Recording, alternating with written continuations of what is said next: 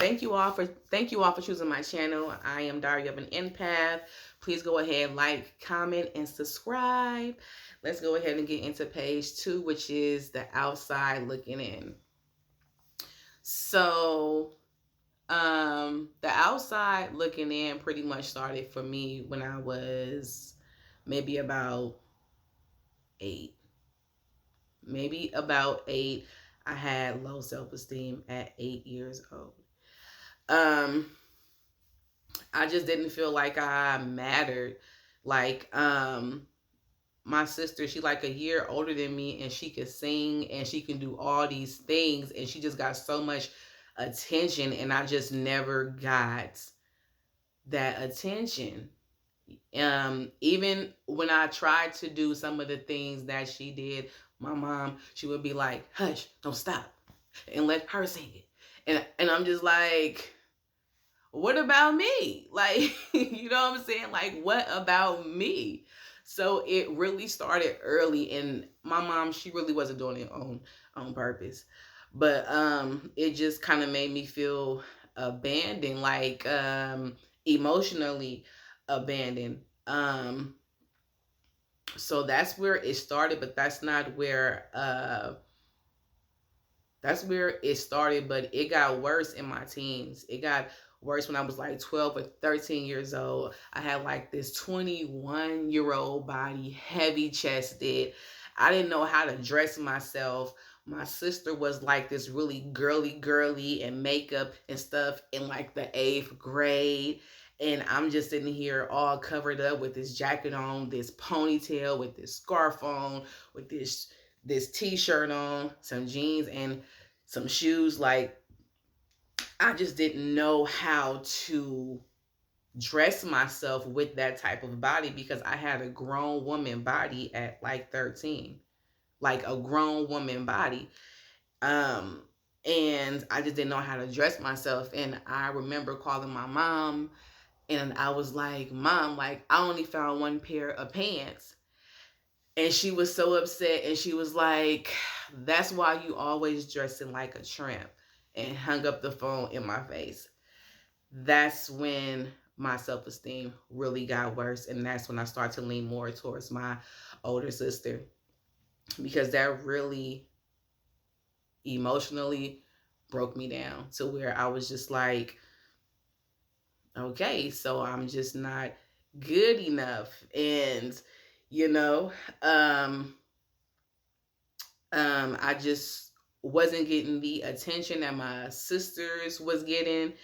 And like, I never got compliments from my mom on my outfits, but she will always tell my sister, oh, you look cute, or that's cute, or, but she never did that to me, because I never dressed like that. Like, I didn't know how, but that at the same time, I didn't feel confident, and I didn't feel good enough for my mom ever. And that's where it started at. And I'm like, if I can't come to you, then who can I go to? So that's when I really start to go inwards, and was just like, okay, like, and then I adapted and hung on to my older sister, who was just doing adult things that I had no business doing. And then I adapted to her lifestyle, and got caught up with grown men, and sex and drugs and alcohol. I was very, very sensitive. It's not something that I wanted to do, but it was like, okay, well, this is what is getting her attention, so maybe it'll get me attention. Plus, I had this body, and I'm just like, okay, so hey, somebody like me. I must look good. I'm confident now. And so yeah, so sex was just validation, the outwards looking in. I didn't have no self-worth, no self-value, and I was like 13 or 14. Um and then as I got older, on my um yeah, as I got older, I just adapted to dope dealers. Cause that's cause that's what I was around. Like that was my sister environment. Like she was grown, so she had every right to be around who she wanted to be. But that's the type of men I adapted to. That's who I was attracted to because I adapted to that environment. So so yeah, at that time I was, oh, I was out there. I was out there. And it came to an end when, well, first, let me go back just a little bit. When I was in the eighth grade, I started to have dreams about like death and zombies coming up out of the graves and just going through the neighborhoods and just, I'm just like, what is these dreams about? And I really couldn't tell my mom because I just thought that she just really didn't care because I just didn't feel emotionally confident to really tell her that or felt like that she would really care or be concerned, you know? So yeah, so I would have those dreams and then I would like sort of see like little black shadows and I'm just like what is going on? Like what? And it just caused me to just be more at my sister house because I don't know, like I just felt so comfortable there, I guess because I adapted to the environment or something like that. But yeah, so that's when the spiritual stuff started happening in like the eighth or ninth grade. I didn't know what it meant then. And then so down the line, this is still outside validation, page 2. I met this older guy who was on drugs, who was on cocaine, and who set me up to get pistol whipped in an alley. Right. Um, that's when I had my first spiritual awakening. After that, I was paranoid. I thought everybody was gonna set me up, even my mom. I just thought like I was losing my mind. That's when my archangels really start showing up, and I just thought that they was like the devil just watching me, but it was really my archangels protecting me and just really letting me know that they was there. But um but yeah, so once that happened, like I was really traumatized by that because I'm like a square. Like I'm super sensitive and like it's kind of like a front with me drinking and smoking. Like I was just like in the attention. But once the real street stuff start happening, that's when I was just like, okay, uh, no. My spiritual awakening, what happened was I was with a friend of mine who was also messing with somebody who was on drugs and they was cousins. And after the incident happened, I was super paranoid, and she knew what happened, but she didn't know like the paranoia. After that, I started to have visions of like it's like what is it called? It's like deja vu. Like I start to have visions and they start to happen. And it first happened with her. And the vision was us driving and her saying something like every single word that I visioned she was saying, and then it spooked me out. Also, I also visioned that same day, I will never forget, a woman who had on a red sweater. She was pushing a stroller and had a toddler on her side. And once I saw that and things was just really like exactly how I visioned it, it freaked me out and it felt like I was dying. Like the feeling felt like that I was dying, as if like I can't explain it, but it just felt like my soul was just rising out of my body. Like I cannot explain it. Only those who are spiritual can really understand. And it felt like that I was dying.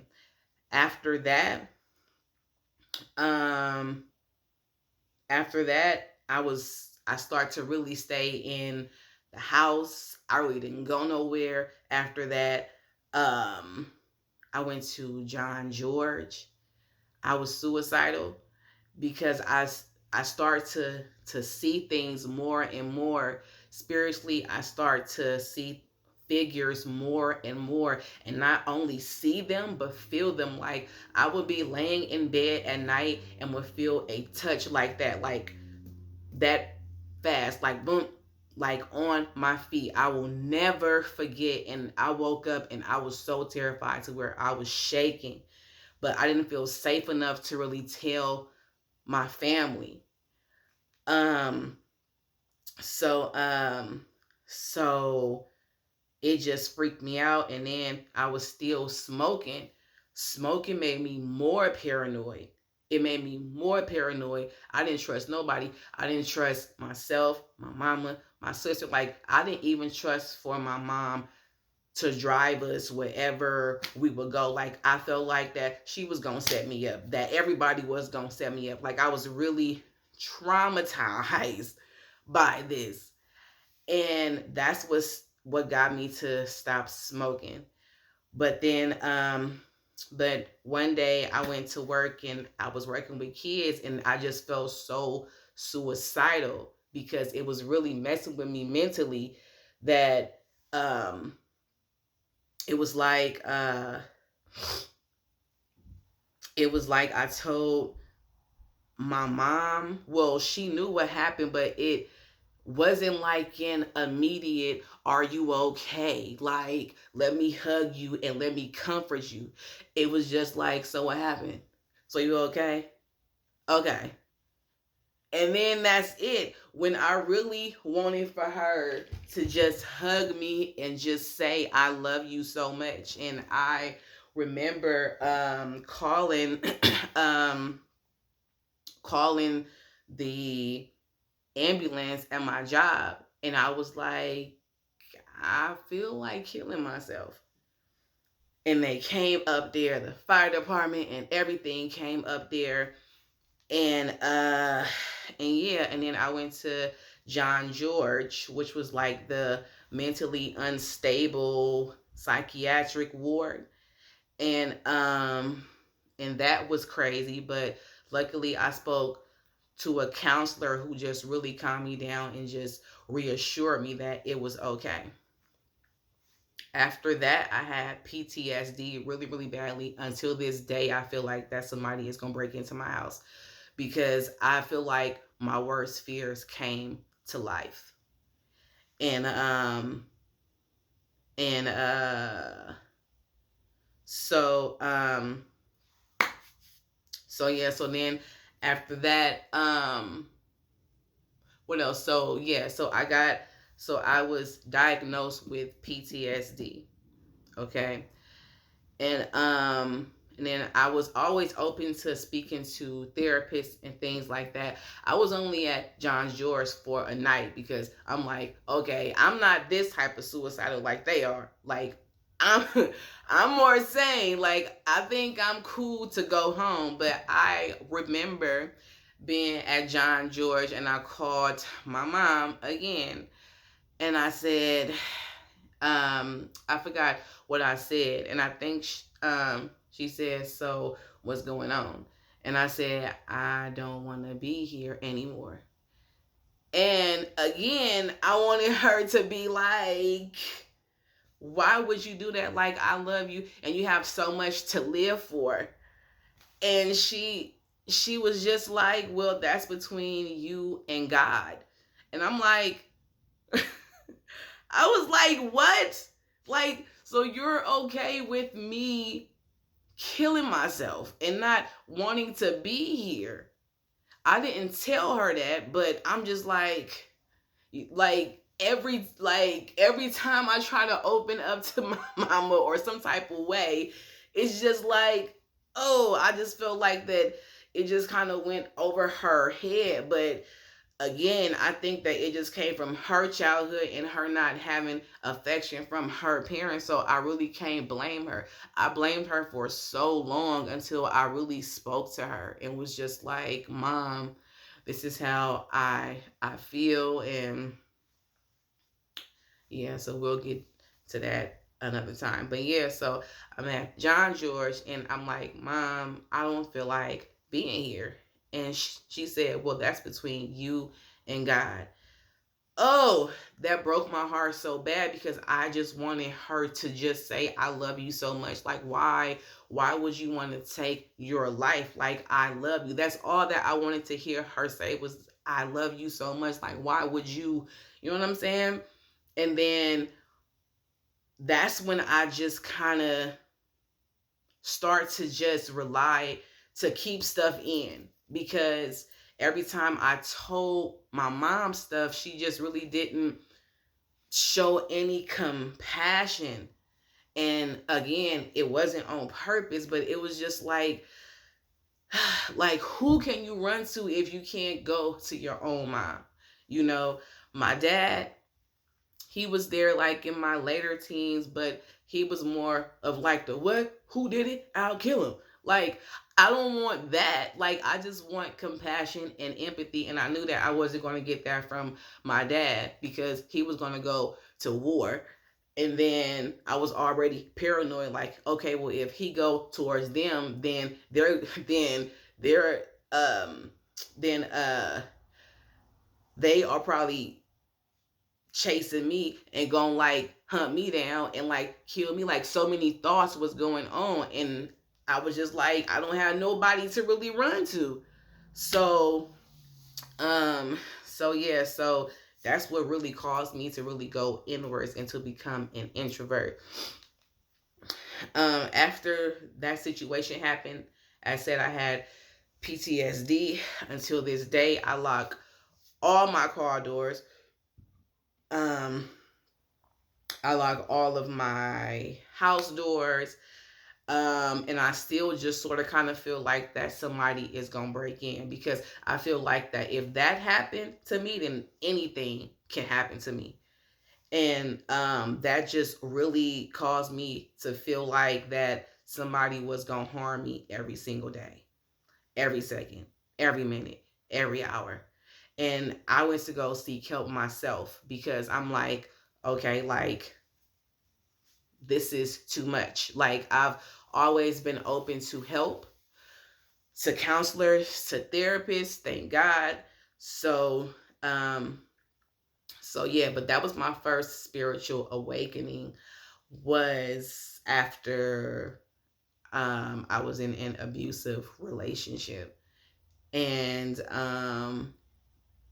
and yeah, and then after that, I just didn't feel safe to really tell my family nothing, because I just really didn't get the empathy and the compassion from my mom that I really wanted to her to do.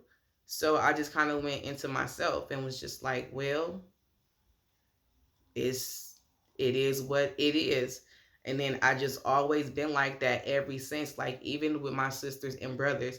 Like, after that incident, I start to stay in my room every day with the door closed, every day for like maybe a good, I don't know, like 10 years or something like that. I went to work, I came home. I didn't have no friends. I had one friend from high school, and that was it. And we are no longer friends, but we barely went out, and I was always in the house every single day. I never went outside. I didn't have no friends. I had a few male friends that was only for like sexual reasons or whatever the case may be. But then after a while, it just kind of fizzled out because I'm just like it just got old. It got old, and then it just kind of, I think I just got tired or something like that. But but yeah, so then that happened, and then after that I just um I did the online dating. I always did online dating because to me, I feel like online is when you can be your authentic self. Like, if they don't want you, they just don't want you. But it's a choice. You know what I'm saying? If it makes sense. So I did the online dating a few times and was doing that for a while. For some reason, that just felt safer to me. I guess because I was in the house and I wasn't really out. Like, I just didn't. And I had very low self-esteem, very, very, very low self-esteem. I just kind of start to distance myself. Um, like, me and my sisters and my brothers was just all different. Like, I don't have anything in common with my sisters and brothers, even today. Like, we're just totally different. And I'm not super social. I'm not that person that is going to pop up at your house every day. I don't, like, I'm just not that person. And it's because I've grown to have a relationship within myself to where I was by myself in my room for years and nobody noticed. And then if they did notice, it was like, hey, won't you go outside? And I'm like, I don't want to go outside. But nobody sat down like, hey, so what's going on? Like, you always here and like, so what's going on? Like, the signs were obvious. Like, the signs that I have is the signs that I would know when somebody's child is going through depression or something like that. And that's what I had. I was always locked in the room, always, because I felt safe there. And and yeah, and then that's when things start happening. Like, the more that I just sat in the room, the more I was just like thinking about so many things, like just thinking about what happened. And I'm just steady trying to heal myself while trying to understand, like, as to why this happened to me, and then I start to blame myself. And I was like, I shouldn't let that happen. And just all these things. So, like, I really went through a dark time in my life. And it was just like, I mean, I just felt like nobody cared. Like, it was times to when we would just be in a house and just be, laughing. And I would just go to the bathroom. I will never forget. And I went into the bathroom, and my mom had this knife and she used to cut her feet. And I was trying to slit my wrist, but the knife was too dull. So it didn't do it. And then I just put the knife down and walked out and just was my normal, quiet, awkward self. And it was just like, you know what I'm saying? So if you have kids, just know the signs of when your child is depressed. Okay? If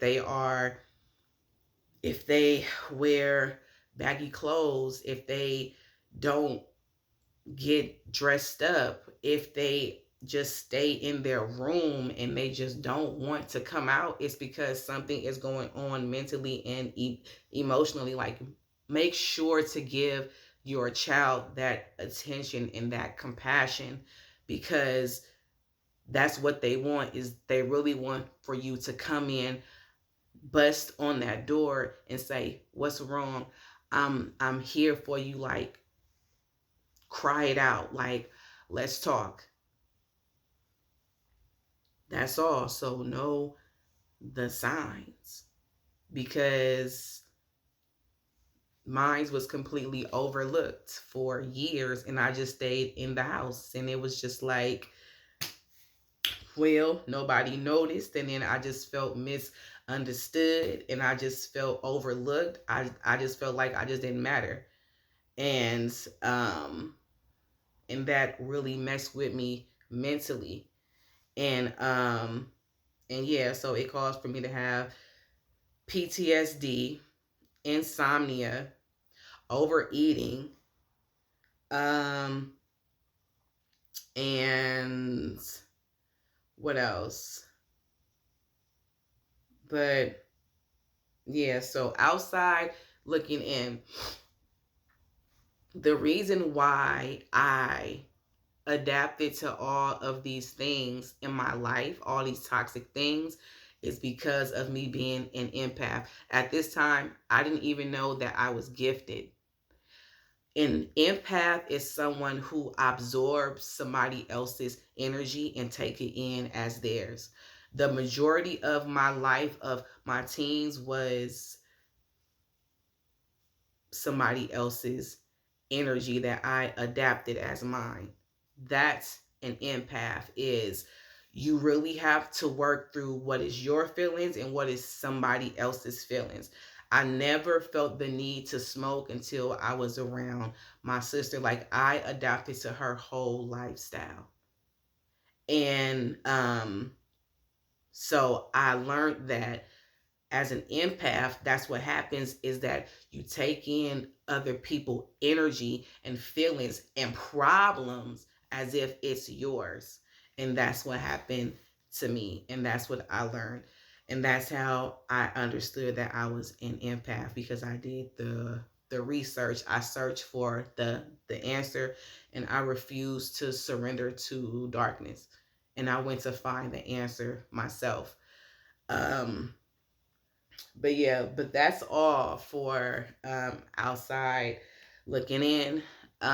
It was just lack of self-worth, man. Just not really feeling accepted, or just really feeling worth it, or just really having this emotional support. I had the physical support, but the emotional support from the home base, it was like, nah, that was overlooked. And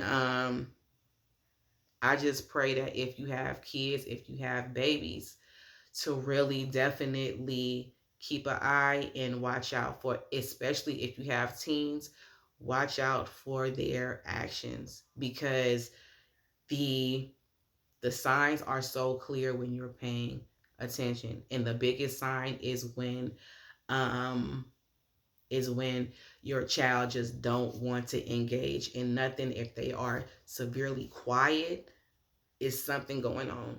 Is something going on up here. Like, get to know your kids, spend time with your kids, actually talk to your kids, hug your kids, and let them know that you love them. I have a 1-year old, and because I went through what I went through, I don't let her out of my sight. Like, I barely let her go to my sister house. And it's like, it's something that I'm still healing from, but I just fear of my child, like, really going through what I went through, so I don't let nobody around my child. Pretty much, I've learned how to um I've learned a lot of things on my own by spending time with myself, and that's how I am today. I'm very distant because I've learned how I build a relationship with myself, because I always felt emotionally safe with myself, because I knew that I wouldn't let me down, that that I was here to catch me when I fail. So yeah, those are the tools for your little ones. If you see any of those signs, please talk to your babies. Please talk to your babies, because more than likely they are thinking suicidal thoughts. They feel a lack of compassion somewhere, or empathy somewhere. And it's very important that you get to the bottom of that. Okay, so that is page 2 of Diary of an Empath. Outside looking in. Okay, that is just the beginning. Okay, so yeah, until next video, peace.